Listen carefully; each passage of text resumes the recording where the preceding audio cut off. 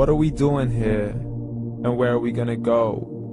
It's like we just woke up one morning, and then it's welcome to the show.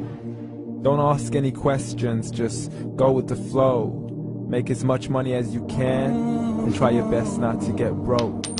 Copy everything you see on the TV, from the hairstyles to the clothes, and don't think too often, just do exactly as you're told. And if you ever get confused, then just turn towards the alcohol. You still hear your thoughts? Then just turn up the radio as you learn to live a lifestyle of drugs, sex, and rock and roll. But in all honesty, I just need to know, is there more to the cycle than growing and getting old? Living and dying just to leave behind a happy home and a whole lot of property that somebody else is going to own. I just really need to know before the casket's closed, 'cause I'm not willing to gamble with my soul, nor am I ready to take any chances. These are just simple life questions, and I'm just searching for some answers. Like, what are we doing here? And what is our purpose? How did we get here, and who made us so perfect? And what happens once we go, or is this world all really worth it? Questions we don't answer because apparently we don't really have to. There's no purpose to this life and our existence is merely natural. Then in that case, please let me ask you, did you create yourself, or was it somebody else who had fashioned you? 'Cause you're a being that's impeccable, faultless and unparalleled. You're a product of supreme intelligence, and I'm merely being rational. For there isn't a camera on this earth that can come close to the human eye, nor a computer that can compete alongside the human mind. And if the whole world was to come together, we wouldn't be able to create a single fly. So many signs, yet we still deny. As science tries to justify that all this could come from none, when it's a simple sum. 0 plus 0 plus 0 cannot possibly ever give you 1.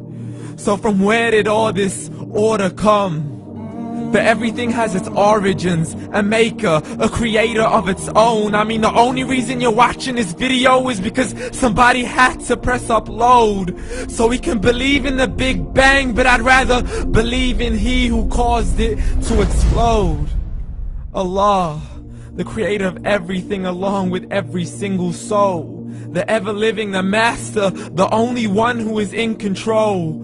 Unlike his creation, beyond our imagination. And no, he's not a man, nor does he have any partners in association.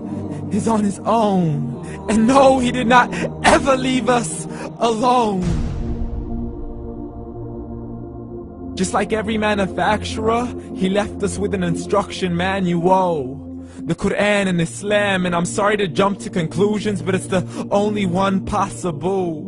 The only definition of God is the one and only supreme being. It's logical, a book with 0 contradictions, with miracles that are both scientific and historical, all revealed over 1400 years ago. Like the detailed description of the human embryo. The descriptions of the human embryo in the Quran cannot be based on scientific knowledge in the 7th century. To the mountains as pegs holding firm the earth below, and the 2 seas that don't mix in a complete separate flow. To the planets in orbit, alternating night and day as they stay in flow. The expansion of the universe and the creation of everything from H2O. To the stories of the past and the preservation of Pharaoh. To identifying the lowest point in the land where Persia defeated Rome. The gushing fluid that created man in the glands between the ribs and the backbone. And not a word has changed, it's still the same. So please explain how all this was known over 1400 years ago.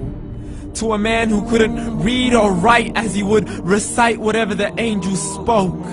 And if you still don't believe, please try to come up with something that's even close. But you can't, so we took God as a mockery and his messengers as a joke. Muhammad could not read or write.